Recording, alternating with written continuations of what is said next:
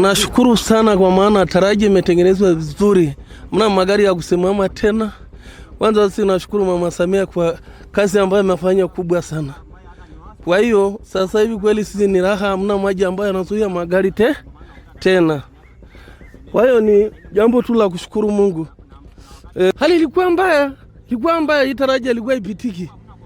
Karibu kabisa hamna magari, ilikuwa yanasimama katika hapa kuanzia Minjingu mpaka Mdori. Magari kupita ni ngumu. Mungu asaidie Mama Samia na wajumbe wake. Kwa maana kazi ambayo amefanya ni kazi kubwa sana. Hata mzee Silo, mbunge Silo kweli amefanya waziri kabisa. Kazi ambayo amefanya ni kubwa sana.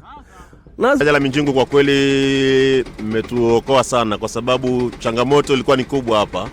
Ila kwa sasa naona mmefikia sehemu ambayo sisi tunaona kama tuko huru sasa katika barabara hii. Kwa kweli wakandarasi wamejitahidi sana na serikali vile vile tuipongeze kwa kujua changamoto za madereva barabarani. Mimi nafikiri kwa kweli itakuwa mmetusaidia madereva kwa sababu miundombinu ya madaraja sehemu nyingi ni changamoto. Ila kwa sasa tunaona serikali imetufikiria kwa kina na naona pia hali imekuwa sasa hivi ni murwa kabisa. Sasa tunapita kwa uhuru na amani kabisa bila changamoto yoyote.